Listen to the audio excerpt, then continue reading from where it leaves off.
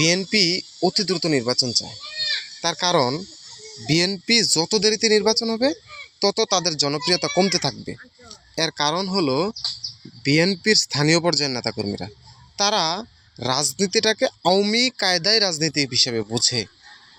আর বাংলাদেশের বিপ্লবী জনতা, বাংলাদেশের সাধারণ মানুষ এই রাজনীতিটাকে অপছন্দ করে এবং বাংলাদেশের বিপ্লবী জনতা, ছাত্র জনতা, সাধারণ মানুষ এক কথায় যেটাকে বিশ্বাস করে বাংলাদেশের অতীতে ঘটে যাওয়া রাজনীতিকে পরিবর্তন করতে হবে। বাংলাদেশের রাজনৈতিক প্রেক্ষাপট পরিবর্তন করে রাজনৈতিক সংস্কার, রাষ্ট্র সংস্কারের পরে নির্বাচন হবে।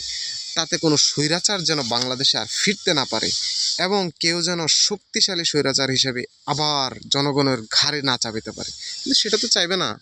সংস্কার হলে বিএনপির যে কী দশা হবে